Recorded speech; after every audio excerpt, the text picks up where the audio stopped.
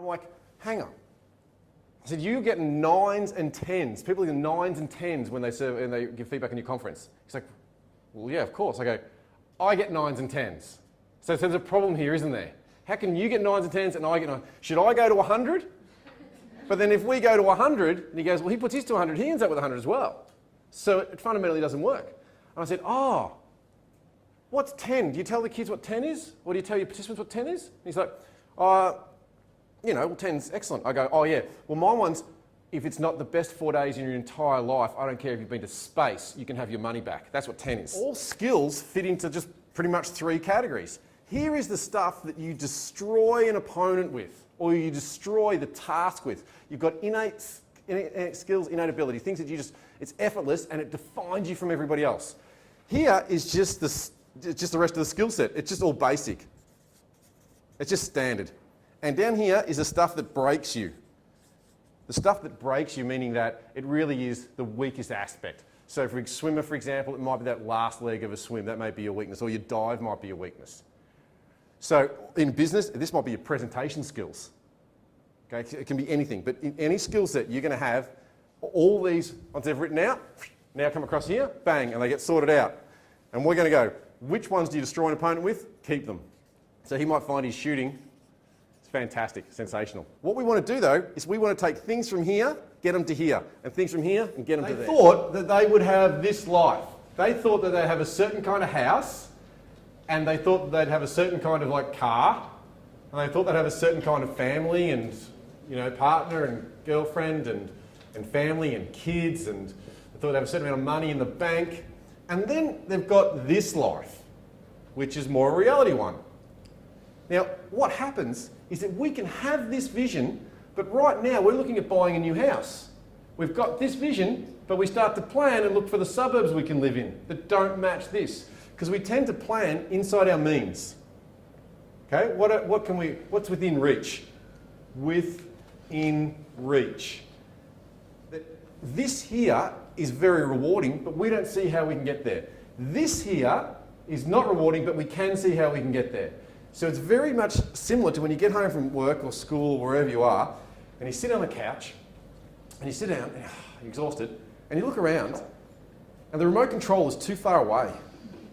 And just like having to take out the bins, it breaks you. You're like, oh. Now there's 2 things that can happen here. One, there is something awesome on television. So awesome, you need to watch that. And you leap up. You'll find, the energy comes on and goes, oh, that show's on tonight. No, it's on tomorrow night. You're like, no, it's on now. You're like, so you leap up and you're like, you get it? And that's worth watching. All right, so you can see that that is so satisfying, you'll find the energy, you'll find the way. Or there's the other situation where the pen's over there, or the pen, my remote control, my token remote control, it's over there. And then you're like, oh, it's too far away. Now there's nothing good on TV. So you look around, and you might be able to find, yep, there's something long. And there's an umbrella. Like, I reckon I can reach that. So you get your umbrella and you're starting to scoop that thing in. Or it's on the table, so you're like, or the one I used to do in my house, I used to be like, Tanya, Tanya!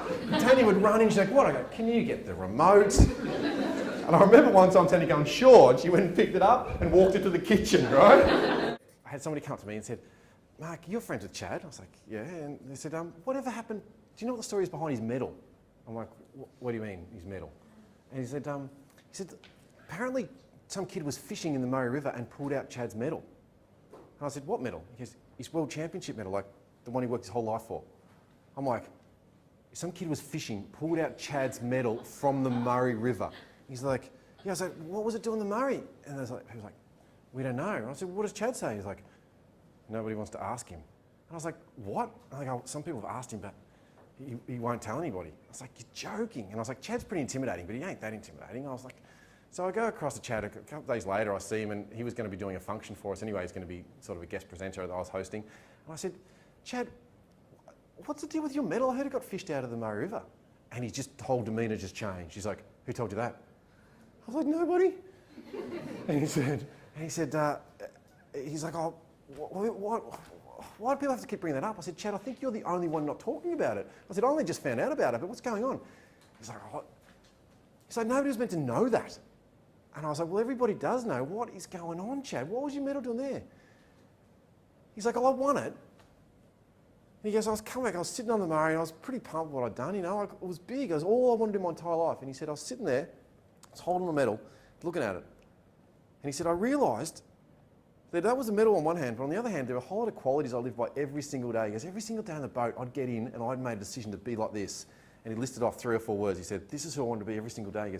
He goes, I knew if I did that every day and I was that person, I'd get this. And he goes, so I looked at the two, he goes, if the medal's what I was after, then the journey stopped. I was it. I couldn't do anything else.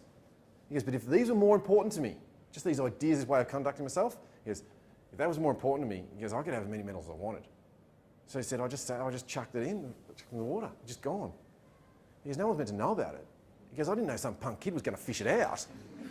I said, so what happened then? He said, oh, the newspaper called me up and said, oh, we found your medal and stuff. And I said, what'd you say? I said, wasn't mine. And I said, what did they say? They said, well, your name's on it, right? What we can do with any identity is pretend.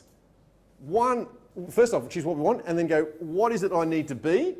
And then let's start pretending this. And your heart rate's going through the roof. Why is your heart rate going through this? The heart rate's going through the roof because your brain is not actually paying attention to what's real in the space, it's paying attention to what is imagined, it's what you're focusing on. So it's the same when you're laying in bed at night, and you're laying in bed, and you're like, and you're all comfortable, and you roll across, and you hear it, you like look at the clock radio, because you look at, what's the time is it? It's like 2 o'clock. And you work out how much sleep you've got left. You're like, oh, that's the best. And you roll over, this is the best, so comfy, oh, I love it, I've got ages left. And you hear a little noise outside that shouldn't be there. It's a tap on the window, creaking of floorboards, something shouldn't be there, and your whole brain goes, what was that? Now there's nothing there, but your brain is focused on it so freshly. Your biochemistry changes, boom, boom, boom, boom, and as soon as that's happened, as soon as that noise has happened and you're focused on it and you sustain that focus, you get a complete change, so much so that when you finally go, oh, okay, it's nothing, you're still looking, and you come back and you're under your covers and they're trying to breathe, because you're under your covers, you'll be safe, right? When you come back to space, you shifted so much just due to mental space that you actually can't go back to sleep now. So you look at the clock, you go, all right, go to sleep, go to sleep, go to sleep. Have I been asleep? I'm not sure. I think I was. Oh, damn, go to sleep. So now we can't get back to sleep because just by pretending we got a chemical shift in our body. When you come into a session like this, your mood's like this. It's pretty awkward. You walk in, oh, silence, don't know the people, don't know these people. You go, oh God, I don't know if I should have come. As a matter of fact, I saw some people come in and leave. And you're like, it's a bit awkward. And then you start hearing somebody, it's like, yeah, I might do that, I could do that. Yeah, and talk to us, I could do that. I believe I can fly. You can't fly. You're still crap. Nothing's changed, right? What's happened is you come in and you've changed your focus for a few hours. So now you've got this awesome film, but you walk out those doors, your life's exactly the same as you come in. You walk out those doors, you go straight and go, see, it doesn't work for me. You know, it doesn't. Yeah, good on you, idiot. What did you do? You didn't do anything. There needs to be some sort of action that you take. So no matter what session you've been part of or not, no matter what session makes sense to you, the question still remains, what action will you take? Like with our goals, it needs to turn into action.